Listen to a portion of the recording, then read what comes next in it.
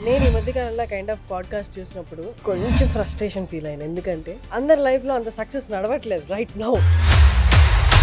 ఒక failure story మీ ముందే తీసుకొచ్చాను ఇవాళ. ప్రతి లైఫ్లో ప్రతి ఘట్టంలో ఎన్ని సమస్యలు ఎదుర్కోవాలో, ఎన్ని ఎదురు దెబ్బలు తినాలో అన్నీ తిన్నారని నేను విన్నాను. So you are the right person. చెడ్డ పనులు, ఇల్లీగల్ పనులు చేసే వాళ్ళతో తిరిగిన మీరు అప్ అండ్ డౌన్ డైలీ ఒక హాఫ్ డే నిద్ర ఎప్పుడు పోయారు? జర్నీ ఎప్పుడు జరిగింది? చదువు ఎప్పుడు నేర్చుకున్నారు? నా జీవితాన్ని నేను నిర్మించుకోవాలంటే మాత్రం అంత ఈజీ కాదండి. మీరు అన్నారు కదా ఫెయిల్యూర్ అని, మీకు అడుగు అడుగున ఇవన్నీ మీరు క్రాస్ చేసినప్పుడు ఎక్కడ మీకు మొత్తం వదిలేసి వెళ్ళిపోదాం నా వల్ల కాదురా బాబు అనిపించలేదా? ఒక్క మాట చెప్తానండి, నేను ఆఫీస్కి వెళ్తున్నాను, ఒక బిజినెస్కి వెళ్తున్నాను, సాఫ్ట్వేర్ కంపెనీకి వెళ్తున్నాను అని వెళ్ళను. ఒక్కసారి మీకు సక్సెస్ వచ్చేటప్పటికి మాత్రం చుట్టుపక్కల ఉన్న ఎకో సిస్టమ్ మొత్తం కూడా కేవలం సక్సెస్ మీద ఫోకస్ చేసేది. ఏదో కొంతమంది మీలాంటి వాళ్ళు మాత్రమే అసలు ఈ ఫెయిల్యూర్ ఏంటి అని అడుగుతారు. బట్ అందరూ కూడా how you got the success అని అడుగుతారు. సక్సెస్ రాలేదండి, ఫెయిల్యూర్స్ అన్నిటినీ తోసేసుకొని బయటికి వస్తే దాన్ని మీరు సక్సెస్ అంటున్నారు. I have to journey a lot. నేను ఇంకా ప్రయాణం ముందుకు చాలా చేయాలి. సార్ చెప్పండి సార్, యూనో మీరు ఒక భయంకరమైన లైఫ్ని చూసి తర్వాత ఒక 100 కోట్ల కంపెనీని స్థాపించి దాన్ని మళ్ళీ అమ్మేసి ఇంకొక 100 కోట్ల ప్లస్ కంపెనీని ఆల్రెడీ ఆ దారిలో ఉన్నారు. ఫస్ట్ ఆఫ్ ఆల్ మీరు ఎక్కడి నుంచో చెప్పండి. నేను బార్న్ బ్రాటప్ పెద్దపల్లి అండి, కరీంనగర్ జిల్లా. సో ఇప్పుడు పెద్దపల్లి డిస్ట్రిక్ట్ అయింది. సో మాది పెద్దపల్లి. మా తాతగారిది మాది వ్యాపార కుటుంబం, బ్రాహ్మణ్స్ వ్యాపార కుటుంబం. తాతగారు చాలా బిజినెస్లో it's a very great personality, Rajeshwara Pantulu గారని. సో అది బట్ నాన్నగారికి వచ్చేటప్పటికి నాన్నగారి కెరియర్ కొంచెం పెద్దగా ఇది లేక తాతగారు ఇచ్చిన ఆస్తిని ఎవ్రీ ఇయర్ కాస్త సెలవుట్ చేస్తూ మా 10th వచ్చేటప్పటికి ఆల్మోస్ట్. సో మా మదర్ చిన్నప్పటి నుంచి ఒకే కాన్సెప్ట్, తను చాలా కష్టపడి పెంచారు మమ్మల్ని మా మదర్. సో ఇంట్లో 2 గేదెలు 2 ఆవులు పెట్టుకొని పాలు పితికి మా తాతగారికి టెంపుల్ కట్టించారు. ఆ టెంపుల్లో ప్రసాదాలు చేస్తా మా మదర్. అలా వచ్చిన డబ్బులతో మమ్మల్ని పెంచేది. తను చిన్నప్పటి నుంచి నేను మా తమ్ముడు. సో చిన్నప్పటి నుంచి మా మదర్ ఏం చెప్పేదంటే, నువ్వు పెద్దవాడివి, నీ మీద రెస్పాన్సిబిలిటీ ఉంది, నువ్వు డబ్బులు సంపాదించాలి, ఎలానైనా నువ్వే ఫ్యామిలీని ముందుకు తీసుకెళ్ళాలి అన్నది తన యొక్క ఇది చిన్నప్పటి నుంచి నాకు. అది అంటే నూరిపోయడం అంటారు కదా. So she was actually setting the expectation, studying the ground for me. So 10th అయిపోయేప్పటికీ మా తాతగారు చనిపోయారు. నా 10th అయిపోయింది, సెలవులోనే మా తాతగారు చనిపోయారు. చనిపోకంటే ముందు మా తాతగారు నన్ను ఎగ్జామ్స్ కంటే ముందు పిలిచి అడిగారు, అరే ఫన్రాజ్ నువ్వేం చేస్తావు, వ్యాపారం చేస్తావా చదువుకుంటావా అంటే, చదువుకుంటానంటే చదువుకొని ఏం చేస్తావురా, వ్యాపారం చేస్తే నేను నేర్పిస్తాను నీకు వ్యాపారం, నా వ్యాపారం అంతా నువ్వు చూసుకుందు కానీ అని అంటే చాలా హ్యాపీగా ఫీల్ అయ్యాను. Because I'm very much interested in that kind of you know మా తాతగారి ఆ రాయాలిటీ, ఆ లెవెల్, ఆ బిజినెస్లో అతని యొక్క అక్యుమెన్షిప్, అది very very acclaimed and accomplished person తను. సో తనని చూసి నేను అలా కావాలనుకున్నాను కాబట్టి I was very happy that he is asking me. I was the elders grand son, నేను పెద్ద మనవని. హ్యాపీగా ఫీల్ అయ్యాను. బట్ దురదృష్టవశాత్తు ఆయన కాలంతం చెందారు. మా మదర్ వచ్చేసి తను ఇది 10th అయిపోయేటప్పటికి తను రెడీగా ఉన్నారు, తను you have to do something అని. నేను అప్పుడు ఐటీఐలో జాయిన్ అయ్యాను, ఎలక్ట్రీషియన్గా ఐటీఐ కోర్స్లో జాయిన్ అయ్యాను 10th తర్వాత. జాయిన్ అయ్యి ఏదైనా ఒక సైడ్ బిజినెస్ చేసి కొంచెం డబ్బులు సంపాదిస్తే, అది ఐటీఐలో ఎలాగో ఫుల్ టైం పొద్దున్న సాయంత్రం క్లాసులు ఉండవు కాబట్టి చేస్తే మమ్మీకి తోడుగా ఉంటుందని, అమ్మది ఒకే ఒక బంగారు నగ ఉంటే 5 తులాలది, అది ప్లెడ్జ్ చేసి మార్టిగేజ్ చేసి కుదువ పెట్టేసి మమ్మీ 20,000 రూపాయలు ఇస్తే స్వాతి మ్యాగజైన్కి నేను ఏజెంట్గా విజయవాడకి వెళ్ళి తెచ్చుకున్నాం ఏజెన్సీ. పెద్దపల్లిలో స్వాతి మ్యాగజైన్ వేసి డబ్బులు సంపాదించాలి, ఇది అప్పుడున్న ఇదని. అప్పుడు నేను న్యూస్ పేపర్ వేసేవాని, దానికి తోడుగా ఇది ఉంటుందని చెప్పి ఈ బిజినెస్లోకి ఎంటర్ అయ్యాను. సో నా first business, first venture, first అసలు ఐడియా ఎవరు ఇచ్చారు అప్పుడు? అంతా అంటే పేపర్ బాయ్గా ఉన్న పర్సన్కి పేపర్ బాయ్గా చేస్తుంటే ఇది ఒక అవకాశం వచ్చింది అనమాట. అక్కడ స్వాతి మ్యాగజైన్కి అక్కడ ఎవరు లేరు. And Swathi magazine is a very good magazine. ఇప్పటికి కూడా నాకు తెలిసి చాలా మంచి మ్యాగజైన్ అది. అప్పట్లో చాలా అందరూ ప్రతి ఫ్యామిలీ స్వాతి మ్యాగజైన్ ఉండేది, ప్రతి ఇంట్లో బుక్ ఉండేది. సో దానికి నేను డీలర్షిప్ తీసుకొని చేయడం చేశాను. దాదాపు 100-150 పత్రికల సర్క్యులేషన్ ఉన్నదాన్ని 350 సర్క్యులేషన్కి తీసుకెళ్ళాను. ఇల్లు తిరిగి స్వాతి మేము వేస్తాము, మీరు అక్కడ ఇక్కడ కొనుక్కోకుండా నేను తెచ్చి ఎవ్రీ వీక్ మీకు గురువారం నాడు పొద్దునే తెస్తాను అని చెప్పి అలా మార్కెటింగ్ చేసుకొని బాగా చేసుకున్నాను. వయసు చిన్నది, 16-17 ఏళ్ళ వయసు. అంత తక్కువ వయసులో కొంచెం మెచ్యూరిటీ తక్కువ ఉంటుంది. ఏదైనా కొంచెం సక్సెస్ రాగానే మనం స్పెసిఫిక్గా మా ఏరియాలో అయితే మేము గల్లెగరేసేస్తాం. వేసేసి పెద్ద లెవెల్ ఫీల్ అయిపోయి ఇంకా నేను చాలా గొప్పవాడిని, I'm the great business man అనుకున్నాను ఏంటో మరి. అప్పుడు ఓకే. తెలియదన్న విషయం కూడా తెలియని తనవండి అది. అదే అంతే. తెలియదన్న విషయం కూడా తెలియదు. అదే అదే మెయిన్ అక్కడ ఉండడం, ఆ సో ఏజ్ లో అక్కడ ఉండడం ఏం చేశాను, ఇంకొక 2-3 వాటిలలో చేతులు కాళ్ళు పెట్టేశాను. చీటీలు పెట్టడం, ఇంకో చోట ఏదో ఇన్వెస్ట్ చేయడం, ఇలా చేసేసరికి అందరూ కాస్త సున్నం పెట్టేశారు. అయ్యో. సో చాలా డబ్బు లాస్ అయింది. ఎంతవరకు అయిపోయిందంటే ఇంకా మా మదర్ నగ అమ్మేయాల్సి వచ్చింది. ఇంకా అది అమ్మితే తప్ప that loan will not be closed. So ఫస్టే ఫెయిల్యూర్. అంటే అట్లా డబ్బు చూసారు, ఇట్లా పోగొట్టేశారు, అయిపోయింది. ఇంకా మదర్ చాలా డిసప్పాయింటెడ్, ఫ్యామిలీ మెంబర్స్ అంతా వీడంతా ఇంకా చెడిపోయాడు, వీడు ఒక మనకు ముద్ర వచ్చేసింది, స్టాంప్ పడిపోయింది, రాజమౌళి గారి ముద్ర పడ్డట్టు నా మీద కూడా ముద్ర పడిపోయింది. సో 94 వచ్చేటప్పటికి మంచి ముద్ర పడింది. 94 to 96 ఆ ముద్ర వాళ్ళు వేసినందుకు మరి నేను కూడా ఆ ప్రయాణం చేశాను. కొన్ని రకరకాల పిచ్చి మార్గాల్లో వెళ్ళాను. పిచ్చి మార్గాలంటే ఏం తిరగడం, ఫ్రెండ్స్తో తిరగడం, పనికిరాని తిరుగుళ్ళు, అలవాట్లు, అవి రాత్రులు సినిమాలు చూడడం, రైట్. ఇలా అసలు అంటే లైఫ్ ఇటు ఎడ్యుకేషన్లో తీసేశారు. ఐటీఐలో అటెండెన్స్ లేదని పేరు తీసేయడం. సో మళ్ళీ జాయిన్ అయ్యాను నెక్స్ట్ ఇయర్, మళ్ళీ తీసేశారు. అటెండెన్స్ లేదు, నేను వెళ్ళట్లేగా కాలేజీకి, తీసేస్తున్నారు. సో ఇది జరుగుతుంది అక్కడ. ఇటు ఎడ్యుకేషన్ దొబ్బింది, ఇటు వ్యాపారం కానీ లేకపోతే బిజినెస్ కానీ ఎర్నింగ్ కానీ ఇది లేదు. అంతలో అప్పుడు ఏదో చిన్న మిస్టేక్ చేశాను. మిస్టేక్ చేస్తున్న వాళ్ళకి హెల్ప్ చేశాను. వాళ్ళని పోలీసులు పట్టుకోపోయి నన్ను కూడా పట్టుకున్నారు. నాకు ఇంకా అప్పటికి 17 years. ఓ 2 రోజులు కాలేజ్ పోయింది, ఇంట్లో డబ్బులు పోయి, ఇంట్లో ఎర్నింగ్ ఎవరు లేరు. నా ఇంట్లో అద్దెలు వచ్చేవి, ఒక ఇల్లు ఉండేది, ఆ ఇంటికి అద్దెలు వచ్చేవి. ఆ అద్దెలే మా యొక్క ఆధారం. అప్పట్లో అద్దె ఎంత? 500-550 రూపాయలు నెలకు వచ్చేది. 94-96 టైంలో. దాంతో చాలకుండా అమ్మ కూడా ఇవన్నీ పాలు అవన్నీ చేసేది కదా, పాలు అమ్మడం అలా చేస్తే పిచ్చి పనిలో ఈ పోలీస్ స్టేషన్ కూడా ఒక 3 రాత్రులు పోలీస్ స్టేషన్ లో కూడా మంచి గడిపాను. తాజుద్దీన్ గారని అప్పుడు సిఐ పెద్దపల్లిలో, వారు చాలా మంచివారు. ఇప్పుడు ఈ మధ్య జీవితంలో మళ్ళీ కలిశారు నాకు. అంటే ఒక విశ్వం ఎంత బాగా నడుస్తుంది అన్నది మీకు తెలిస్తే అర్థమవుతుంది. ఈ మధ్యలో కూడా అప్పుడు ఆయన హెల్ప్ చేశారు నాకు, ఆ సిఐ గారు. ఆయన అప్పుడు కలిసి వాళ్ళు ఎంపిక వేశారు, ఏంట్రా నువ్వు ఇంత చిన్నోడివి అలాంటి పిచ్చి పనులు చేసే వాళ్ళతో తిరుగుతున్నావు అని చెప్పి. పాపం ఆయన చేసిన గొప్ప పని ఏంటంటే నా మీద ఎలాంటి ఎఫ్ఐఆర్ చేయకుండా వార్నింగ్ ఇచ్చి 3 రోజులు స్టేషన్ లో చెట్టు కింద. ఎలాంటి కేసు కిందకి వస్తుంది? దొంగతనం అది కాదండి, ఎవరో ఏదో ఇల్లీగల్ చేస్తున్నారు, వాళ్ళతో నేను తిరిగాను. సో ఆయన వాళ్ళని పట్టుకోవడం కోసం నన్ను, డబ్బుల కోసం తిరిగారు అంతే. ఏదో వాళ్ళు సినిమా చూపిస్తారు, బండిలో తిప్పుతారు. సో అప్పుడు ఏముంటుందండి ఆ వయసులో. సో అలా ఆయన ప్రస్థానం అక్కడ ఆయన కేసు పెట్టకుండా వదిలేశారు. దాని తర్వాత మా ఇంట్లో ఒక టీచర్ ఉంటారు రెంట్కి, ఆయన దామోదర్ రెడ్డి గారని. నాకు చాలా ఇష్టం, ఆయన అంటే చాలా రెస్పెక్ట్. ఆయనకి నేను ఇష్టం ఇప్పటికి కూడా.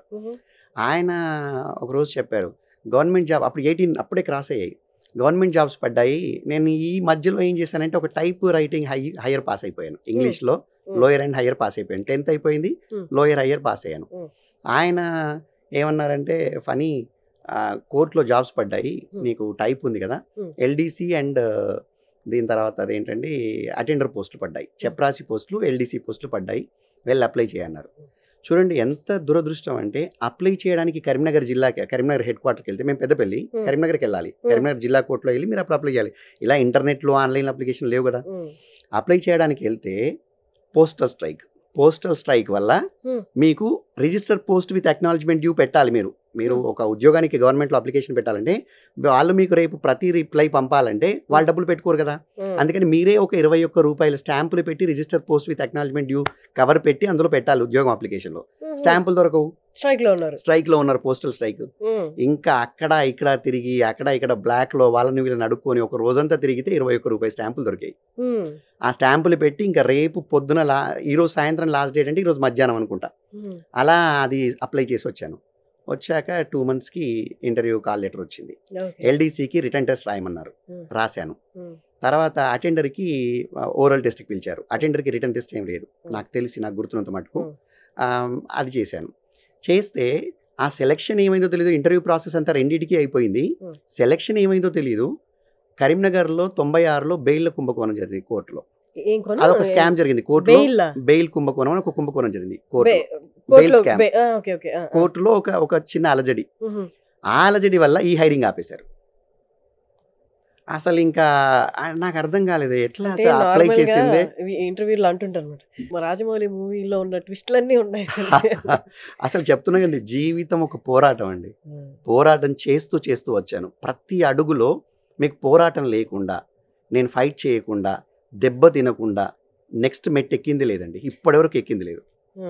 సో అలా కట్ చేస్తే 2 సంవత్సరాల తర్వాత నేను ఒక కంప్యూటర్ కోర్స్ నేర్చుకొని ఒక చిన్న ఇన్స్టిట్యూట్ పెట్టుకున్నాను మా ఊర్లోనే, కంప్యూటర్ కోర్స్ నేర్పిస్తానని. ICSS అని ఒక ఫ్రాంచైజీ తీసుకొని. ఇప్పుడు అక్కడ హైరింగ్ ఆగిపోయింది ఆగిపోయింది, కోర్టులో, మీరు ఇంకా జాయిన్ అవ్వలేదు. అవ్వలేదు. సో మేము కరీంనగర్ షిఫ్ట్ అయిపోయాము. కరీంనగర్ షిఫ్ట్ అయిపోయి అక్కడ మా తమ్ముడు డిగ్రీ చదువుతున్నాడు, నేను ఇంటర్ సెకండ్ ఇయర్ ఎగ్జామ్ ఇస్తున్నాను. మా తమ్ముడు డిగ్రీ సెకండ్ ఇయర్, నేను ఇంటర్ సెకండ్ ఇయర్. అలా అయిపోయింది నా జీవితం. సో అందరం ఫ్యామిలీ అంతా అక్కడికి మూవ్ అయిపోయాం. మూవ్ అయిపోయి అక్కడ చేస్తుంటే నేను కరీంనగర్లో అప్పుడే కొత్తగా కంప్యూటర్స్ వచ్చాయి. కంప్యూటర్ కోర్స్ నేర్చుకున్నాను. PGDBM అని ఒక కోర్సు, 30,000 రూపాయలు కడితే అప్పుడు కోర్సు. ఆ కోర్స్ చేసి 16,000 అనుకుంటా, 16,000 నాకు, 16,000 మంది, 96, 97. సో మేము ఒక ఇన్స్టిట్యూట్ పెట్టుకున్నాం. వచ్చిన నాలెడ్జ్తో నా బాగా ఎక్స్పీరియన్స్ వచ్చింది. కంప్యూటర్లు హైదరాబాద్లో కొనుక్కొచ్చి అసెంబుల్ చేసి అమ్మేవాడిని. దాని తర్వాత కంప్యూటర్ సాఫ్ట్వేర్ ఇన్స్టాల్ చేసేవాడిని. తర్వాత కంప్యూటర్లు అద్దెకి ఇచ్చేవాడిని. కంప్యూటర్ని సెకండ్ హ్యాండ్ కంప్యూటర్ కొనుక్కొచ్చి పార్ట్స్ విడగొట్టి పార్ట్స్ అమ్మేవాడిని, ఎందుకు పార్ట్స్ దొరికేవి కావు. సో ఇక్కడ 386లు 486లు కొనుక్కొచ్చి వాటి స్పేర్ పార్ట్స్ విప్పేసి, ఆల్రెడీ కంప్యూటర్ ఉన్న వాడికి ఎవరికైనా ర్యామ్ ఎక్స్పాన్షన్ కావాలన్నా, మదర్ బోర్డ్ పోయినా అలా అమ్మేవాడిని. సో ఈ నాలెడ్జ్తో ఒక చిన్న ఇన్స్టిట్యూట్ పెట్టుకుందామని ICSS అని ఒక ఇన్స్టిట్యూట్ పెట్టుకున్నాను. ఆ ఇన్స్టిట్యూట్ పెట్టుకుంటే దానిలో మీకు ఫ్యాకల్టీ దొరకరు. నేను ఒక్కరినే ట్రైనర్ని, మిగతా ట్రైనర్లు కావాలి కదా మీకు. నేను MS ఆఫీస్ నేర్పిస్తే ఇంకోటి నేర్పించడానికి ఇంకోటి కావాలి. అప్పుడు అరకిల్ బాగా ఫేమస్, అప్పుడప్పుడే జావా వస్తుంది. ఒరకిల్ కానీ జావా కానీ ఇలాంటివి నేర్పించాలంటే మీకు ఇన్స్ట్రక్టర్ కావాలి. ఇన్స్ట్రక్టర్స్ దొరకరు మా ఊర్లో. హైదరాబాద్ నుంచి అక్కడికి వచ్చి ఎవరికి చెప్తారు ఇన్స్ట్రక్టర్? రారు. సో అలా అది చాలా ఇబ్బందులు పడుతున్న సమయంలో సడన్గా ఒక రోజు నాకు కరీంనగర్ కోర్టు నుంచి ఒక లెటర్ వచ్చింది, you are appointed as a attender అని. అని ఇదేంటి సర్ప్రైజ్ అని చెప్పి అప్పుడు వెళ్ళి కోర్టులో చపరాసిగా జాయిన్ అయ్యాను. నేను అప్లై చేసింది LDC అండ్ చపరాసి. నాకు వచ్చింది ఓన్లీ చపరాసిలో వచ్చింది. LDCలో నేను బాగా రాశాను నా దృష్టిలో, నా ఉద్దేశం ప్రకారం. బట్ అప్పుడంతా రిజర్వేషన్స్ వాళ్ళకి ఇచ్చారు సంథింగ్ ఏదో అని అనేవారు. సో 7 పోస్టులు ఉంటే 7 కూడా రిజర్వ్డ్ కేటగిరీకి ఇచ్చినట్టున్నారు. మాకు 28 మంది అటెండర్లను హైర్ చేశారు. 28 మందిలో నేను ఒక్కని. సో నేను అలా కోర్టులో నా ప్రస్థానం స్టార్ట్ అయింది గవర్నమెంట్ ఎంప్లాయీగా. ఇప్పుడు ఇక్కడ స్థాపించిన ఇన్స్టిట్యూట్ అది ఇంకా అంతే, లాసెస్ అంతా డబ్బులని పోయాయి, అమ్మేసాం. ఇంకా అంటే ఇప్పుడు స్పేర్ పార్ట్స్ అమ్మి సంపాదించినంతా కూడా పోయింది, అంతా పోయింది. మళ్ళీ జీరో, లిటరల్ జీరో. నేను నాతో పాటు ఫ్రెండ్స్ పెట్టిన వాళ్ళందరూ జీరోనే, అందరికీ లాసే. సో అక్కడ పోయింది. దాని తర్వాత కరీంనగర్ కోర్టుకు వచ్చాను. కోర్టులో వచ్చి కోర్టులో జాబ్ చేస్తూ అక్కడ మేజర్ ఛాలెంజ్ ఏంటంటే, నువ్వు చపరాసిగా ఉంటే నీకు 24 అవర్స్ అంటే నీ 7 days a week జాబ్ ఉంటుంది. ఇలా నీకు సెలవులు అవి ఉండవు. జిల్లా జడ్జి గారి బంగ్లాలో డ్యూటీ వేస్తారు, కోర్టులో కాపలా డ్యూటీ వేస్తారు. మీరు చేస్తూ ఉండాలి డ్యూటీలు, షిఫ్ట్ల ప్రకారం చేస్తుండాలి. ఈరోజు నైట్ షిఫ్ట్ చేస్తే రేపు ఇంట్లో ఉంటావు, ఇలాంటిదన్నమాట. కొంచెం పని డిఫరెంట్గా ఉంటుంది, మీకు తెలుసు కదా. ప్యూన్ అంటే క్లాస్ 4 అంటే టేబుల్ తుడవాలా, వాటర్ ఇవ్వాలా, అన్ని పనులు చేయాలా, ఇది అది కాదు. సో డ్రైవింగ్ చేసేవాడిని, జడ్జి గారి కారు నడిపేవాడిని, గేట్ తీయడం, ఇవన్నీ పనులు. టైప్ మిషన్లు మోయడం, క్లీన్ చేయడం, ఇలాంటివి. సో అవి చేస్తున్నప్పుడు బాధ ఏంటంటే ఎలా ఎదగాలి, ఇంకా ఇది కాదు కదా, ఐ వాంటెడ్ టు గ్రో. అంటే ఎవరిని అడిగినా కూడా ప్రమోషన్ రావాలంటే 20 ఏళ్ళు ఆగాలంటారు. చాలా మంది లైన్లో ఉన్నారు నీకంటే ముందు వచ్చిన వాళ్ళు, 10th పాస్ అయిన వాళ్ళు. వాళ్ళకి లేని నీకు ఇక్కడి నుంచి వస్తుంది ప్రమోషన్. అప్పుడు మీ ఏజ్ ఎంత? నా ఏజ్ అంతే 19, 20. 20 ఏళ్ళు అంటే 18కి అప్లై చేసా జాబు, 19.5కి జాబ్ వచ్చేసింది. ఈ 1.5 year 2 years ఆ బెయిల్ కుంభకోణం వల్ల ఆగింది. సో నాకు తెలిసి 20 తిరగక ముందే జాబ్ వచ్చింది. సో 20లో వచ్చినట్టుంది. సో 20కి జాబ్ వస్తే మేజర్ ప్రాబ్లం ఏంటంటే, ప్రమోషన్ రావాలంటే దారి లేదు. నాకేమో ప్రమోషన్ కావాలి.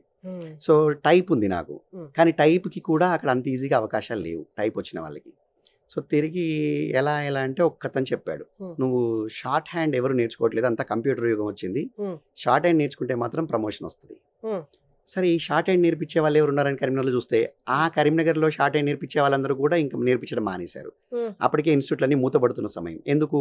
అంత కంప్యూటర్లు వచ్చాయి, ఎవరు ఈ షార్ట్ హ్యాండ్ నేర్చుకొని కష్టపడి ఈ టైప్ నేర్చుకొని ఈ కాన్సెప్ట్ పోయింది.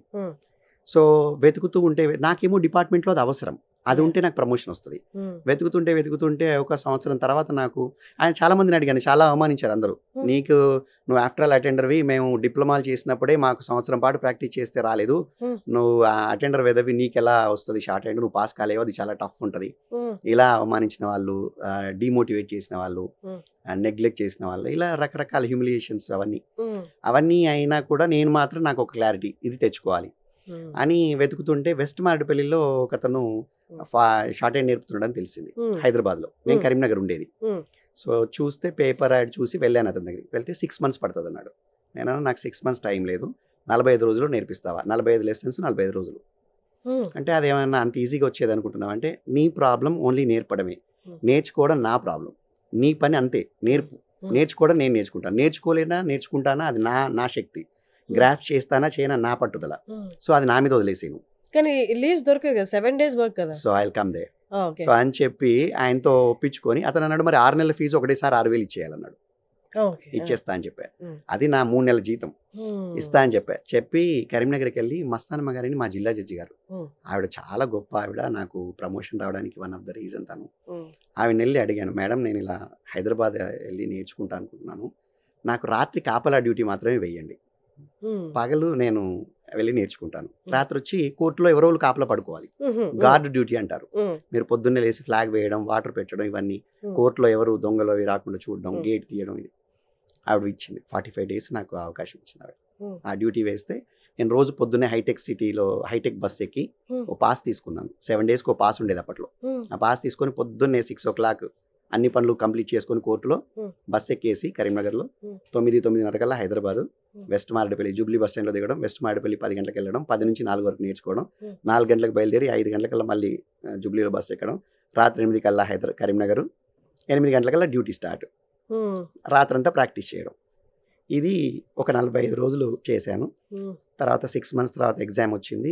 ఎగ్జామ్ పాస్ అయ్యాను, డిస్టింక్షన్లో పాస్ అయ్యాను. పాస్ అయిన తర్వాత అదే జడ్జి గారి దగ్గరికి వెళ్ళి అడిగాను, మేడం నాకు అర్హత ఉన్న వాళ్ళు చాలామంది ఉన్నారు, నాకు ఒక చిన్న సాయం చేయండి, మా అందరికీ ఒక పరీక్ష పెట్టండి, ఉన్న పొజిషన్స్కి మీరు మాకు పరీక్ష పెట్టండి, ఎవరు పాస్ అయితే వాళ్ళకి అవకాశం ఇవ్వండి అంటే, ఆవిడ వాళ్ళ భర్త గారు, వాళ్ళు కూడా జిల్లా జడ్జి ఆయన, వాళ్ళు నోటిఫికేషన్ ఇచ్చారు. ఆ ఉన్న అర్హులైన వాళ్ళందరికీ పోటీ పెట్టారు.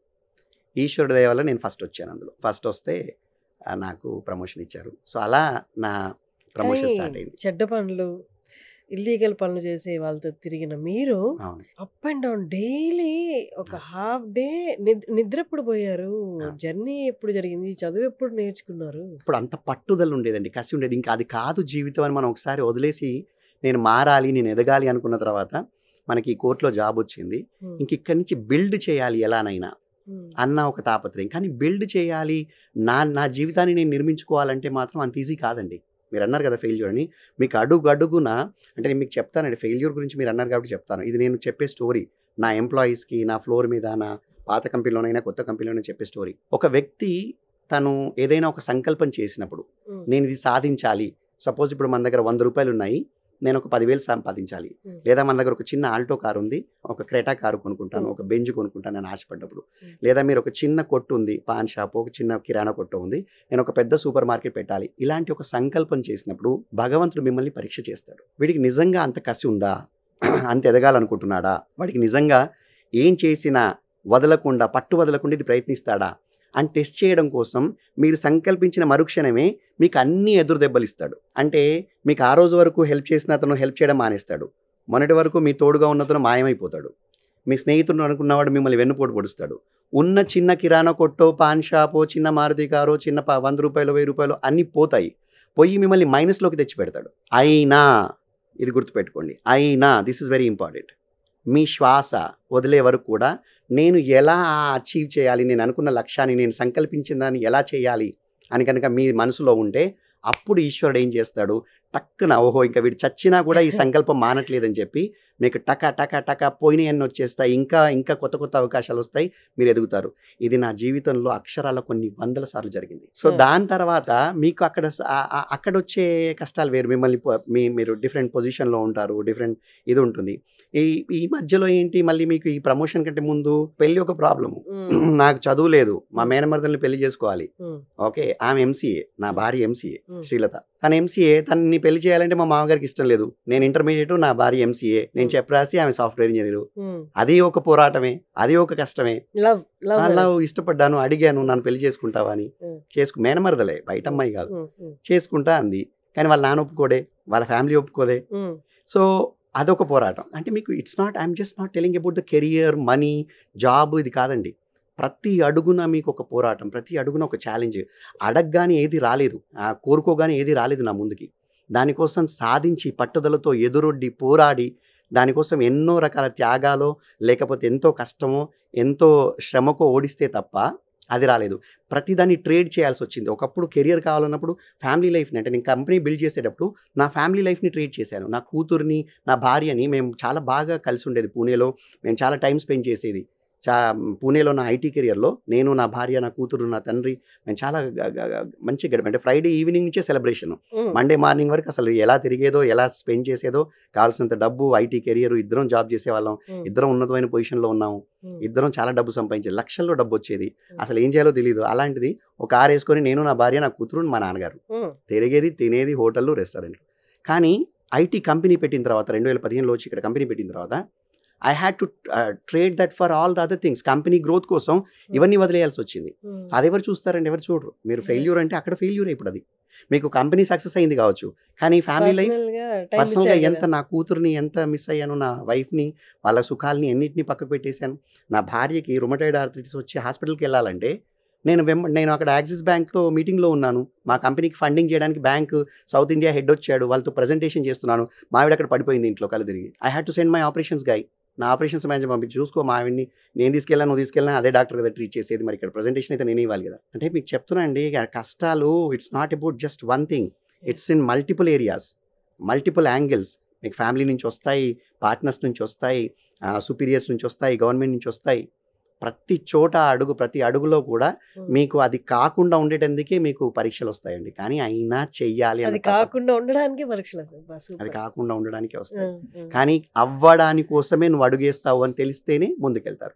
ప్రమోషన్ తర్వాత ఏంటంటే లెర్నింగ్, ఎలా ఇంకా నేర్చుకోవాలి, ఎలా ఎదగాలి అనేది లెర్నింగ్ మీద చాలా పోరాటం.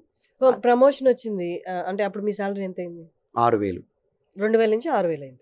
అంటే 3,000 నుంచి 6,000 అయింది. మా మిస్సెస్, ఎన్ని రోజులు నువ్వు ఈ గవర్నమెంట్లో ఉంటావు, నేను సాఫ్ట్వేర్ కదా, నువ్వు కూడా సాఫ్ట్వేర్లో ఎందుకు ట్రై చేయొద్దు, అది కార్పొరేట్లో, ప్రైవేట్లో ఎందుకు ట్రై చేయొద్దు, మన ఫ్యామిలీ అంతా ప్రైవేట్లో ఉన్నారంటే, నేను నాక్రీలో సీవీ పెడితే నాకు ఒక కంపెనీ నుంచి కాల్ వచ్చింది, పూణే నుంచి. ఆ కాల్ తీసుకున్నాను, వాళ్ళు సెలెక్ట్ చేశారు. ఒక CEO గారికి ఎగ్జిక్యూటివ్ అసిస్టెంట్గా, ఆయన PAగా, సామా టెక్నాలజీస్ అని సురేష్ కట్ట గారిని, చాలా గొప్ప వ్యక్తి, అనంతపూర్ అతనే, చాలా గొప్ప వ్యక్తి, ఆయన దగ్గర నేను చేశాను. దాని తర్వాత BMC సాఫ్ట్వేర్ వెళ్ళాను, అక్కడ PMOగా, ఎగ్జిక్యూటివ్ అసిస్టెంట్గా. ఇప్పుడు జెఫ్ బెజోస్ గారు, అమెజాన్ ఫౌండర్ ఉంటారు కదా, ఆయనకి రిపోర్ట్ చేస్తారు నా మేనేజరు జయశంకర్ గారని. అమెజాన్ గ్లోబల్, మొత్తం అమెజాన్లో ఉన్న అన్ని కంపెనీలకి she's the global HR head or the CPO or whatever you can. She reports into Jeff Bezos. చాలా గొప్ప వ్యక్తి ఆవిడ. ఆవిడ కూడా నాకు చాలా హెల్ప్ చేసింది. అశ్విని గోఖలే గారని ఉన్నారు, వాళ్ళ దగ్గర చేశాను. సో గొప్ప గొప్ప లీడర్స్ దగ్గర పనిచేశానండి. కానీ వీళ్ళందరూ కూడా, నేను పనిచేసిన జడ్జీలు కానీ, మా మస్తానమ్మ గారు కానీ, హేమంత్ కుమార్ కానీ, రవికుమార్ గారు కానీ, నేను పనిచేసిన జిల్లా రజనీ గారు కానీ, శ్యామ్ ప్రసాద్ గారు కానీ, నేను పనిచేసిన జడ్జీలందరూ కూడా నా గురువులే. వాళ్ళు they are not officers to me, వాళ్ళంతా గురువులు.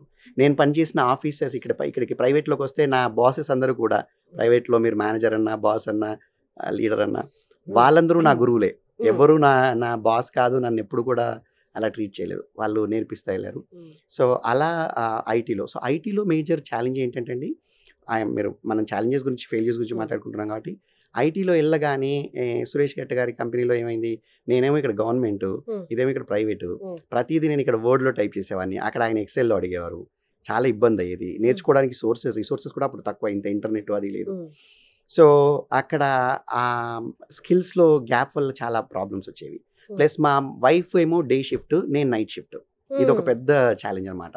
మా CEO గారు యూఎస్లో ఉండేది కాబట్టి నేను నైట్ షిఫ్ట్, మా మిస్సెస్ వచ్చి తను డే షిఫ్ట్, తను టెస్టింగ్లో పనిచేస్తుంది, తను టెస్టింగ్ ఇంజనీర్. సో మా పాప ఒకతే ఉంటుంది, తను చిన్న పాప 2 years బేబీ, తన్ని డే కేర్లో వేయాలి. సో మా ఇద్దరి యొక్క పర్సనల్ లైఫ్, ముగ్గురి family life only on Sunday. నేను ఫ్రైడే నైట్ డ్యూటీ చేసి సాటర్డే మార్నింగ్ వస్తే సాటర్డే అంతా పడుకుంటాను, సాటర్డే నైట్ నుంచి సండే నైట్ వరకు కలిసి ఉంటాం. మళ్ళీ మండే మార్నింగ్ తను వెళ్ళిపోతుంది, మండే నైట్ 9 వెళ్తాను. చిన్న చిన్న జీతాలు, కొత్త ఊరు, మహారాష్ట్ర. మా పాపకేమో భాష కష్టం. ఆమె తెలుగులో పెరిగింది. 2.5 సంవత్సరాలు ఇక్కడ తెలుగు నేర్చుకున్న పిల్ల అక్కడికి వెళ్ళేసరికి హిందీ, మరాఠీ. తనకు స్ట్రగుల్, మా అందరికి స్ట్రగుల్, ఫుడ్కి సంబంధించిన struggle, availability struggle, facility struggle. అక్కడ మీకు అంటే support system zero. Comfort zone నుంచి బయటకు వచ్చేసాం. మీరు కరీంనగర్లో ఉన్న కంఫర్ట్ అంతా పోయింది. ఇక్కడ అమ్మ, నాన్న, నేను, నా భార్య, నా కూతురు వర్సెస్ అక్కడ మేము ముగ్గురం. దాని తర్వాత మళ్ళీ మా పేరెంట్స్కి కొన్ని రోజుల తర్వాత తీసుకెళ్ళాం. కొంచెం కంఫర్ట్ వచ్చిన తర్వాత పేరెంట్స్ కూడా తీసుకెళ్ళాం. సో ఐటీలో మీకు స్కిల్స్కి సంబంధించిన కష్టాలు, వైఫ్ అండ్ హస్బెండ్ దాదాపు 3 సంవత్సరాలు మేము ఇద్దరం ఇలా డే షిఫ్ట్, నైట్ షిఫ్ట్. అదే రవితేజ మూవీలో ఉంటుంది కదండి, ఏదో మూవీ నాకు తెలియదు, గుర్తుగా. రవితేజ గారిది ఒక తెలుగు మూవీ ఉంటుంది. అవును వాళ్ళ దృష్టి సంథింగ్ లైక్ దట్. ఆవిడ డే నైట్ వాళ్ళు రూమ్ షేర్ చేసుకుంటారు. నేను మా మిస్సెస్ సింపుల్గా అలా ఉన్నామండి. చాలా సంవత్సరాలు అలా ఉన్నాం, 3 సంవత్సరాలు. After learning a lot, after struggling a lot in Pune, then 2010లో I got as a manager in TCS. నాకు టీసీఎస్లో జాబ్ వచ్చింది. ఇప్పుడు తనకి పర్సనల్ అసిస్టెంట్గా ఉన్నారు. తర్వాత నెక్స్ట్ స్టెప్ ఏంటి? నేను ఎగ్జిక్యూటివ్ అసిస్టెంట్గా బిఎంసీలో కూడా ఈ జయశంకర్ గారికి, అశ్విని గోఖలే గారికి ఎగ్జిక్యూటివ్ అసిస్టెంట్గా వెళ్ళాను. అక్కడ నా ట్రాన్సిషన్ జరిగింది. జయశంకర్ గారు నా ఎగ్జిక్యూటివ్ అసిస్టెంట్ అంటే పిఏ అండి. మీకు మామూలుగా పిఏ అంటారు. అంటే మీ రెస్పాన్సిబిలిటీస్ ఏంటి? ఇప్పుడు మీటింగ్ సెటప్ చేయడము, రిపోర్ట్స్ తయారు చేయడము, మేనేజ్మెంట్ ఇన్ఫర్మేషన్ రిపోర్ట్స్ అంటారు, డాష్ బోర్డ్స్ తయారు చేయడము, బడ్జెట్స్ తయారు చేయడము, ట్రావెల్స్ బుక్ చేయడము, ట్రావెల్స్ ప్లాన్ చేయడము, బడ్జెట్ ప్రకారం అన్ని చేయడం, ప్రొక్యూర్మెంట్ చేయడము. ఎగ్జాక్ట్లీ. కానీ అందులోంచి నేను పిఎంఓగా, ప్రాజెక్ట్ మేనేజ్మెంట్ ఆఫీస్లో పిఎంఓగా ప్రాజెక్ట్కి సంబంధించిన కోఆర్డినేషన్, కొలాబరేషన్ చేయడానికి ఆవిడని అడిగితే ఆవిడ ధారాళంగా ఒప్పుకున్నారు. నన్ను ఆ పొజిషన్ ఇచ్చారు. అలా నేర్చుకున్నాను. దానికి పిఎంపి సర్టిఫికేషన్ చేశాను, అజైల్ మెథడాలజీకి సంబంధించిన సర్టిఫికేషన్ చేశాను, ఐటీఐఎల్ సర్టిఫికేషన్ చేశాను, దాని తర్వాత 6 సిగ్మా సర్టిఫికేషన్ చేశాను. ఈ సర్టిఫికేషన్లన్నీ చేస్తూ పూణే యూనివర్సిటీలో ఈవినింగ్ కాలేజ్లో ఎంబీఏ నేర్చుకున్నాను. సో మళ్ళీ అక్కడ డబ్బు లేదు.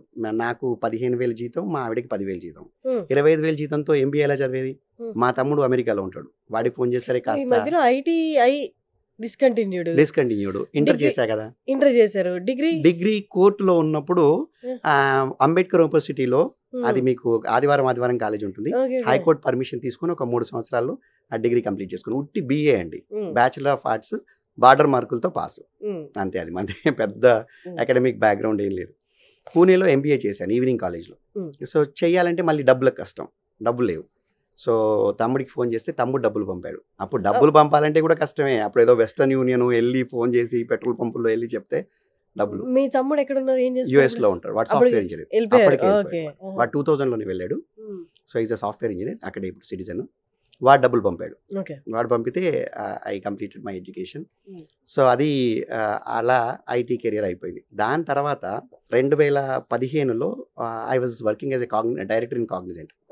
అంటే మీకు దాదాపు 2006 డిసెంబర్లో ఎంటర్ అయితే ఐటీలో, 2010 కల్లా I was into a very senior manager level in TCS. చాలా ఫాస్ట్ గ్రోత్ అనమాట. Because of daily 18 hours of work, because of taking multiple roles and responsibilities from each organization. నాకు ఒక్క రోల్ ఒక పని ఇస్తే నచ్చేది కాదు, అన్నీ కావాలి నాకు. నేను ఎవ్రీ 6 months మా మేనేజర్ దగ్గరికి వెళ్ళి, నీ 3 పెయిన్ పాయింట్స్ ఏంటో అవి నాకు ఇచ్చేసి, నీకు బాగా కష్టంగా ఉన్న 3 పనులు నాకు ఇచ్చేసి. This is what my ask every time. That was one of the reasons for my success. నేను సక్సెస్ కావడానికి అదొక రీజన్. నా మేనేజర్స్ని ఎప్పుడు నేనే అడిగి తీసుకునేవాడిని. నాకు అయిపోయింది, నువ్వు ఇచ్చిన పని అంతా లెఫ్ట్ హ్యాండ్కి వెళ్ళిపోయింది, రైట్ హ్యాండ్ ఖాళీగా ఉంది, పని ఇవ్వు. ఆ 2015లో because of one incident while going for a higher education, ఒకతను అడిగిన ఒక చిన్న క్వశ్చన్ ద్వారా బాగా కసి పెరిగి నేను కంపెనీ స్టార్ట్ చేయాలన్న ఒక ఉద్దేశంతో 2015లో వచ్చి ఇక్కడ.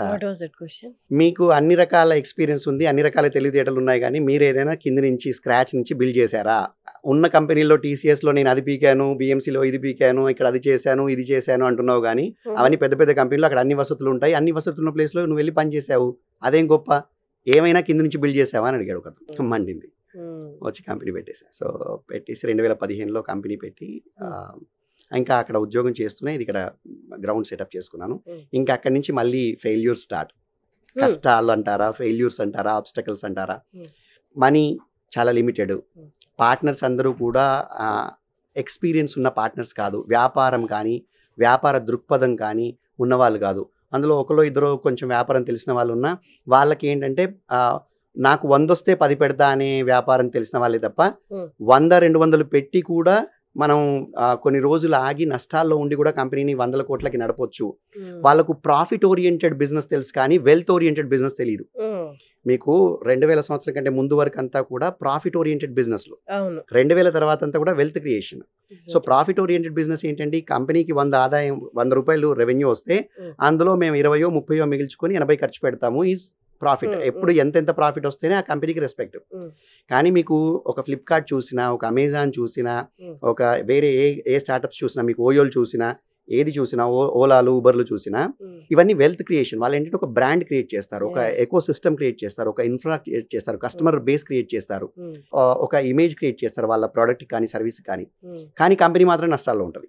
ఎగ్జాక్ట్లీ ఇదే ఐ వాజ్ అంటే నేను ఇప్పుడు అదే ఆలోచిస్తున్నా నెక్స్ట్ మిమ్మల్ని అడగాలి అని. ఇప్పుడు ఏ కంపెనీ తీసుకున్నా ఫ్లిప్కార్ట్ మర్జ్ అయిపోయింది. అవన్నీ కూడా $20 బిలియన్ $21 బిలియన్ వాల్యుయేషన్ చేసి వాల్మార్ట్ కొనుక్కుందండి దాన్ని, ఫ్లిప్కార్ట్ని. మరి నష్టాల్లో ఉన్న కంపెనీ కదా, ఎందుకంటే వెల్త్ క్రియేట్ చేశారు. ఫ్లిప్కార్ట్ ఫౌండర్స్ ఏం చేశారు అంటే they have created wealth. They were bleeding every quarter almost $300 to $400 million, $300 నుంచి $400 million బ్లీడ్ అవుతూ కూడా వాళ్ళు ఒక వ్యాపార సామ్రాజ్యాన్ని సృష్టించారు. సో మా పార్ట్నర్స్కి అది చెప్పడం నాకు అదొక పెద్ద కష్టమయ్యేది. నాకు ఆ అవగాహన ఉంది, నేను కొన్ని 100 లీడర్షిప్ బుక్స్ చదివాను, నాకు ఆ బ్లడ్లో ఉంది.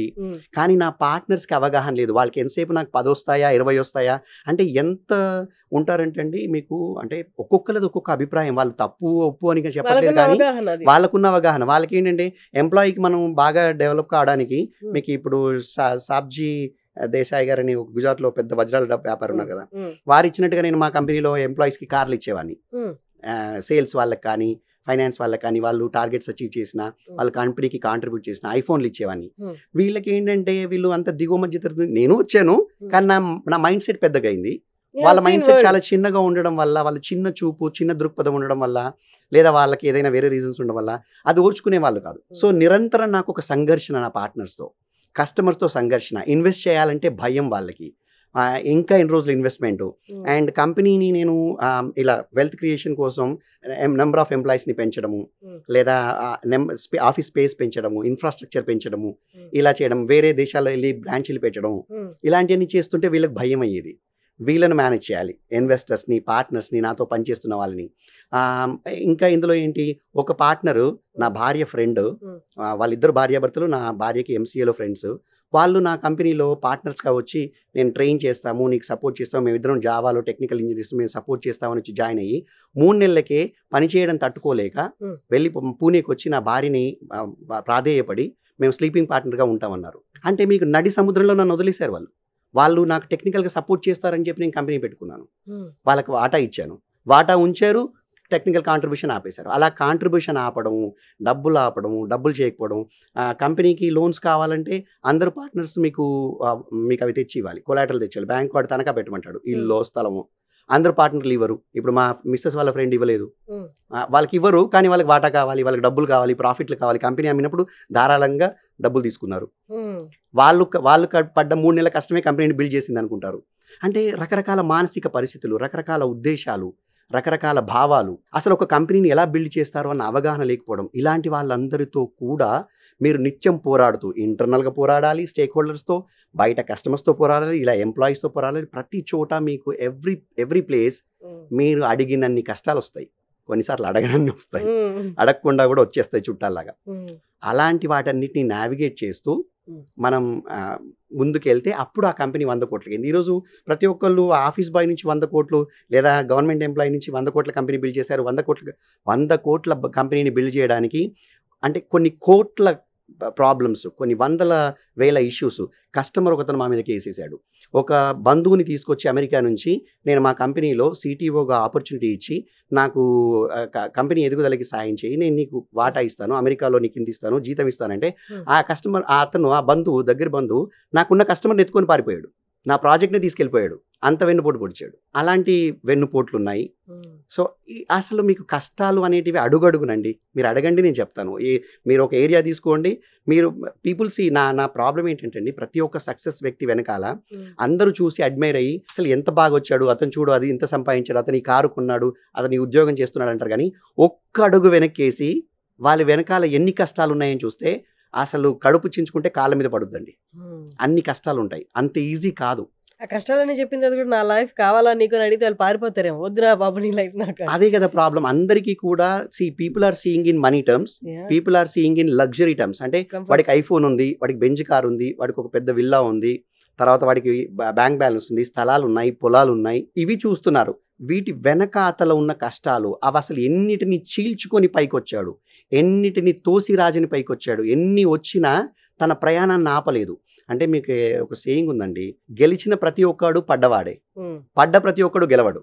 Mm. పడితే లేవాలి, ఎన్నిసార్లు పడ్డా లేవాలి, ఎన్నిసార్లు కింద పడ్డా కూడా నువ్వు లేచే ప్రయత్నం చేస్తేనే గెలుస్తావు తప్ప ఏమీ పడకుండా గెలిచిన వాడు. అంటే ఏదో ఉంది కదండి saying, success success success is not success, failure success is a success. Mm. దానిలో ఉన్న మజా ఎందులో ఉండదు. Exactly. సో కానీ ఒక్కసారి మీకు సక్సెస్ వచ్చేటప్పటికి మాత్రం చుట్టుపక్కల ఉన్న ఎకో సిస్టమ్ మొత్తం కూడా Mm. కేవలం సక్సెస్ మీద ఫోకస్ చేసేది. ఏదో కొంతమంది మీలాంటి వాళ్ళు మాత్రమే అసలు ఈ ఫెయిల్యూర్ ఏంటి అని అడుగుతారు, Mm. రైట్? అంటే నువ్వేం కష్టపడ్డావు, ఎలా ఎదుర్కొన్నావు అని అడుగుతారు. Mm. బట్ అందరూ కూడా how you got the success అని అడుగుతారు. సక్సెస్ రాలేదండి, ఫెయిల్యూర్స్ అన్నిటినీ తోసేసుకొని బయటికి వస్తే దాన్ని మీరు సక్సెస్ అంటున్నారు. Yeah. ఇది ఇంకా సక్సెస్ కూడా కాదు నాది. ఇప్పుడు Mm. I have to journey a lot, నేను ఇంకా ప్రయాణం ముందుకు చాలా చేయాలి. మీకు కష్టాలు వస్తున్నాయి అంటే కొన్ని ఇండికేషన్స్ అండి, Mm.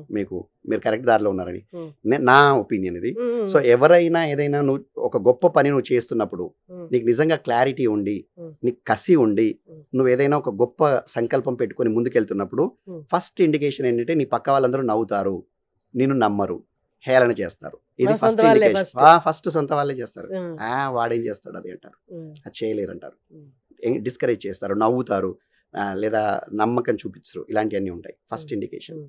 సెకండ్, మీరు ముందుకు వెళ్తుంటే మీకు అన్ని కష్టాలే వస్తాయి.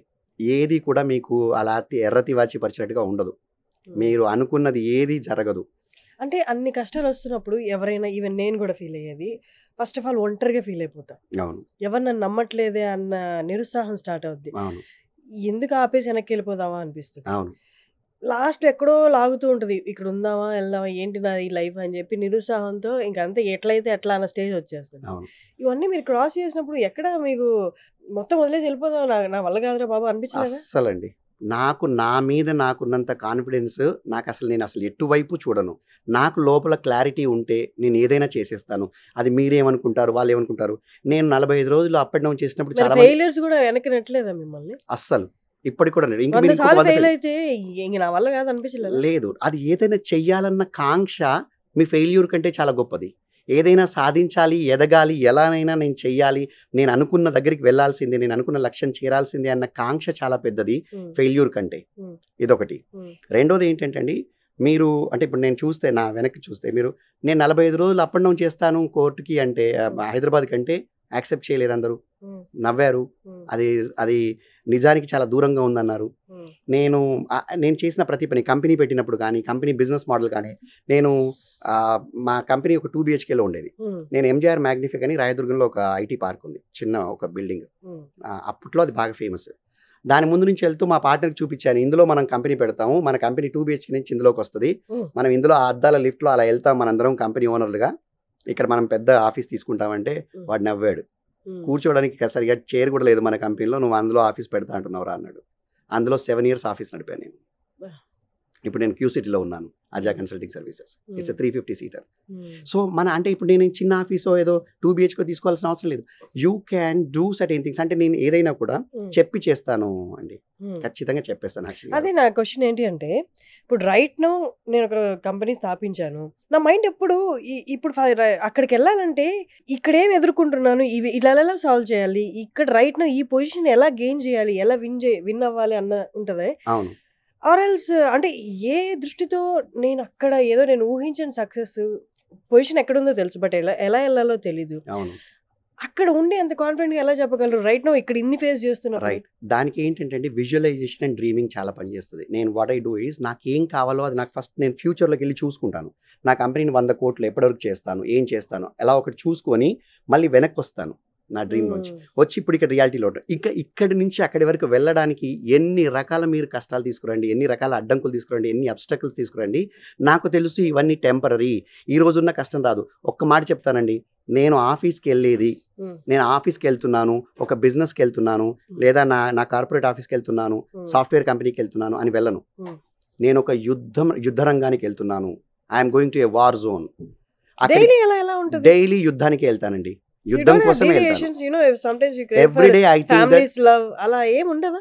ఉంటాయి, ఎందుకు ఉండవు? అది ఇంట్లో నేను ఇంటిని ఎప్పుడు ఆఫీస్కి తీసుకెళ్ళను, ఆఫీస్ని ఎప్పుడు ఇంటికి తీసుకురాను నేను. అండ్ ఇంతెందుకండి, నాకు ఆఫీస్లో కూడా నా హెచ్ఆర్తో జరిగిన ఒక చిన్న విషయంలో వాళ్ళు ఏదైనా తప్పు చేస్తేనో ఏదైనా ప్రాబ్లం వస్తేనో దాన్ని ఫైనాన్స్ మేనేజర్తో మాట్లాడినప్పుడు ఆ కోపాన్ని ఇటు కానీ ఆ మూడుని ఇటు కానీ చూపించను. ఆ ఫైనాన్స్ మేనేజర్ నుంచి కస్టమర్ కాల్లోకి వెళ్ళినప్పుడు ఇది చూపించను, కస్టమర్ అరిస్తే దాన్ని తీసుకొచ్చి ఎంప్లాయీ మీద చూపించను. You have to have separate buckets in your mind, you have to have separate categories in all, you have to put all these things in different places, then only you will be able to drive. అస్సలు లేకపోతే నువ్వు అంత ఇదిగా లేకపోతే, అంత పటుత్వం నీలో లేకపోతే, అంత మానసికంగా నువ్వు స్ట్రాంగ్గా లేకపోతే వ్యాపారానికి వీలు కాదండి. ఎక్కడైనా ఉద్యోగం చేసుకోవడం బెటర్. వ్యాపారం చేయాలి, నువ్వు ఒక సామ్రాజ్యాన్ని నిర్మించాలి, ఉద్యోగ కల్పన చేయాలి, కొన్ని వందల వేల కోట్ల సామ్రాజ్యాన్ని నిర్మించాలి, విస్తరించాలి అని అంటే అంత ఈజీ కాదు అది. దానికి నువ్వు ఫస్ట్ నిన్ను నువ్వు సన్నద్ధం చేసుకోవాలి. So I daily go to a war zone. నేను యుద్ధం కోసం వెళ్తాను. Daily I assume that there are problems bound to come, the problems are bound to come in my office. నా వ్యాపారంలో రోజు కష్టాలు వస్తాయి, ఆ కష్టాల్ని తీర్చడానికి I'm getting paid and I'm going to office and I'm driving business అనుకుంటాను. ఇన్ని కష్టాలు దాటి సక్సెస్ చూసారు అండ్ యూఆర్ స్టిల్ రన్నింగ్. అంటే ఇన్ని కష్టాలు పడి ఇంత లైఫ్ జర్నీ చూసిన వాళ్ళు ఎవరైనా నా పిల్లలకి ఇలాంటి లైఫ్ రాకూడదు అనుకుంటారు. అవును. What do you feel? మీరు అదే అనుకుంటారా? అస్సలు అట్లేం లేదండి. ఇప్పుడు మా పాప యాక్చువల్గా ఇక్కడ చదువుకుంటుంటే నేను ఆలోచించాను, మా పాప ఇక్కడ ఉన్నంతసేపు అందరూ కూడా CEO గారి పాపని, ఇప్పుడు ఉంటారు కదా ఎంప్లాయీస్ చుట్టుపక్కల అందరూ కూడా బాగా మోసేస్తారు పాపని. అండ్ ఒకతే పాప, చాలా గారాబం చేస్తారు. అందుకని తను ఇక్కడ ఉంటే ఇలాంటి వాతావరణంలో ఉంటుందని, ఏ దేశంలో పెడితే తన కాళ్ళ మీద తను ఎవరు సహాయం చేసే సిస్టమ్ ఉండదో, తన కాళ్ళ మీద తను నిలబడాల్సిందేనో, తన పని తను చేసుకోవాల్సిందేనో ఆ దేశంలో వెళ్ళి పెట్టేశాను, USA లో. అక్కడ డిగ్రీ చేపిస్తున్నాను. సో అక్కడ మీకు ఏంటంటే, మీరు ఒక డ్రైవింగ్ లైసెన్స్ కావాలంటే నేను వెళ్ళి, మా పాపకి డ్రైవింగ్ లైసెన్స్ కావాలంటే ఎవరు, తను వెళ్ళి మాట్లాడుకోవాలి, తను వెళ్ళి కాలేజీలో మాట్లాడుకోవాలి. తన బదులు నేను మాట్లాడితే అంటే మాట్లాడరు. తన జీవితం తనే, తన పోరాటం తనే. నిన్ననే తను ఒక పెద్ద one of the top company in US, FANG అని, ఫేస్బుక్, అమెజాన్ ఇలా ఉంటాయి, ఫ్యాంగ్ కంపెనీస్లో తను ఇంటర్వ్యూస్ అటెండ్ అవుతుంది. తను UCSCలో AMLలో ఇంజనీర్గా చదువుతుంది, 3rd year లో ఉంది. వన్ ఆఫ్ ద టాపర్ తను అక్కడ. సో తన కష్టం తను పడుతోంది, తన పోరాటం తను చేస్తోంది. తనకు పోరాటానికి నేను ఎలాంటి హెల్ప్ చేయను, నువ్వు పోరాడాల్సింది. ఎందుకంటే మీకు చిన్న ఎగ్జాంపుల్ అండి, మీకు చిన్న అనాలజీ నేను యూ కెన్ విన్ బుక్లో చదివాను. మంచి చాలా బ్యూటిఫుల్ అనాలజీ ఇది, కష్టంకి హెల్ప్ చేయడం గురించి మీరు అంటున్నారు కాబట్టి చెప్తున్నాను. మీకు గొంగలి పురుగు బటర్ఫ్లైగా మారుతుంది కదా, బటర్ఫ్లైగా మారే క్రమంలో మీకు ఆ గొంగలి పురుగు తన చుట్టూ ఒక కకూన్ నిర్మించుకుంటుంది.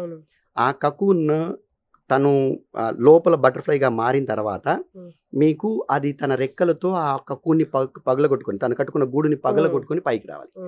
ఈ ఎక్స్పెరిమెంట్ ఒక ప్రొఫెసర్ తన సైన్స్ స్టూడెంట్స్కి, తన మెడికల్ స్టూడెంట్స్కి చూపిస్తుంటాడు. అయితే చాలాసేపు వెయిట్ చేస్తారు. అది ఆ పగలగొట్టుకొని బయటకు వచ్చే సమయం వచ్చేసింది, ఆ బటర్ఫ్లై అనేది బయటకు వచ్చే సమయం వచ్చింది. కానీ అంతలోని ఆ ప్రొఫెసర్కి చాలా అర్జెంట్ ఏదో పని వస్తుంది, ఆయన అలా పక్కకి వెళ్ళాలి, అక్కడి నుంచి బయటికి వెళ్ళాలి. ఆ మెడికల్ స్టూడెంట్స్ అందరికీ చెప్తాడు, బాబు మీరు దీన్ని అబ్జర్వ్ చేయండి, కానీ అది ఆ పగలగొట్టుకునే సమయంలో చాలా కష్టపడుతుంది, చాలా పోరాటం చేస్తుంది. ఆ పోరాటం చేసేటప్పుడు మీరు మాత్రం ఎలాంటి హెల్ప్ చేయకండి, ఎలాంటి దయాదాక్షిణ్యాలు చూపించకండి, అది చూడండి, మీరు అబ్జర్వ్ చేయండి, ఎంత కష్టపడుతుందో చూడండి అని చెప్పి వెళ్ళిపోతాడు. వెళ్ళిపోతే ఆ బటర్ఫ్లై తన రెక్కలతో ఆడిస్తూ వాట్ యు కాల్ కకూన్ని, ఆ గూడుని పగలగొట్టడానికి ట్రై చేస్తుంది. ఇంకా లాస్ట్లో అండి అది అల్లాడిపోతుంటుంది. దాని రెక్కలు ఇంకా అసలు దాన్ని అప్పుడే పుట్టిన రెక్కలు కదా, బలం ఉండదు, చాలా కష్టపడుతుంటుంది. ఇందులో నాలాంటి బ్రాహ్మడు ఎవరో ఉంటాడు, వృద్ధ బ్రాహ్మడు, వాడికి బాగా దయ ఎక్కువ అనుకుంటా. వాడు ఆ పెన్ను తీసి కొంచెం ఆ గూడుని అలా హెల్ప్ చేస్తాడు, గూడుని పగలగొట్టేసి. దెన్ ఆ బటర్ఫ్లై కొంత ఎత్తుకు లేసి పడిపోతుంది, కొంతసేపు అలా ఇలా కొట్టుకొని చనిపోతుంది. సో దెన్ అప్పుడు ఆ ప్రొఫెసర్ వస్తాడు, ఏమైంది అంటాడు. సరే ఇలా జరిగింది, ఈ అబ్బాయి ఇలా చేశాడు అంటే, ఎప్పుడైతే నువ్వు ఆ బటర్ఫ్లై తన రెక్కలను తనంతట తాను రెక్కలతో కష్టపడి ఆ గూడుని పగలగొడుతుందో అప్పుడే దానికి బ్రతకడానికి కావలసిన శక్తి వస్తుంది. దాని రెక్కల్లో ఎగరడానికి కావలసిన శక్తి ఆ రెక్కల్లో ఆ పగలగొట్టబడే ప్రక్రియ ద్వారా వస్తుంది. నువ్వు దాన్ని ఆపావు. సో అందుకని ఆ రెక్కల్లో శక్తి లేక ఎగరలేక చచ్చిపోయింది ఆ బటర్ఫ్లై అని చెప్తాడు. సో ఎప్పుడు కూడా మనం ఆ ఎగిరే పరిక్రియలో కానీ ఆ ప్రయాణంలో మనం హెల్ప్ చేయకూడదు. ఎగరడం వాళ్ళంతా వాళ్ళు ప్రయత్నం చేయాలి. సో నేను కూడా ఇప్పుడు మా నాన్నగారు ఎప్పుడు నాకేం హెల్ప్ చేయలేదు. మా అమ్మగారు they always guiding is different and helping is different. అంటే ఎన్ని రోజులు చేయి పట్టుకుంటామండి, చేయి పట్టుకోలేము, ప్రతిరోజు చేయి పట్టుకోలేము. సో కష్టాలు వచ్చినప్పుడు మనకు ఒక గైడెన్స్ ఉండడం వేరు, ఆ కష్టాలన్నీ వేరే వాళ్ళు వచ్చి ఆటోమేటిక్గా తీర్చేసి అసలు ఈ కష్టమే లేకుండా చేస్తే కష్టం విలువే తెలియదు కదా. అప్పుడు నో యాక్సెప్ట్ చేయలేరు, కష్టాన్ని యాక్సెప్ట్ చేయలేరు, ఏది యాక్సెప్ట్ చేయలేరు. So I don't believe in that. Failure and success is also very personal thing. మన అమ్మనో కూతురనో లేకపోతే నా తోడబుట్టిన వాళ్ళనో మనం వెళ్ళి కష్టాన్ని అలా తొలగిస్తే ఆ జర్నీకి మీనింగే ఉండదు. Super sir, super journey and it's great talking to you. నిజంగా చెప్తున్నాను, it's great talking to you. Thank you. Daily success stories వింటాము, ఎలా ఫీల్ అయ్యారు అని అడుగుతుంది. అపార్ట్ ఫ్రమ్ దట్ ఎలా సాధించారు అన్నది, ఆ జర్నీ అనేది ఈజ్ ఆల్వేస్ ఇంపార్టెంట్. బికాస్ మీరు ఒక మాటలో చెప్తే నేను ఏం ఇన్ఫర్ చేసుకోలేకపోవచ్చు మీ మాటల నుండి, బట్ మీ జర్నీ చేస్తే ఖచ్చితంగా నా పర్స్పెక్టివ్లో నేను నాకు తోచిన నాకు కావాల్సింది నేను ఇన్ఫర్ చేసుకోగలను ఖచ్చితంగా. బ్యూటిఫుల్ జర్నీ అండి. Thank you so much. It's always a journey. దీన్ని మనం ఒక జర్నీ లాగా చూడాలి. కానీ ఏది success is also a journey, failure is also a journey, everything is a journey. మీరు మీ జీవన ప్రయాణంలో కష్టాలు సుఖాలు వస్తూ ఉంటాయి, సక్సెస్ ఫెయిల్యూర్స్ వస్తూ పోతూ ఉంటాయి. మనం చేంజ్ ఈజ్ ఓన్లీ కాన్స్టెంట్ అండి, మిగతా అన్నీ కూడా టెంపరీ. మీకు మార్పు మాత్రమే నిరంతరం. మీరు సృష్టిలో చూస్తే మార్పు అనేది ఒక్కటే మాత్రమే ఎటర్నల్, మిగతా అన్నీ కూడా అశాశ్వతం. మార్పు ఒక్కటే శాశ్వతం. Amazing sir. Thank you so much. Thanks so much.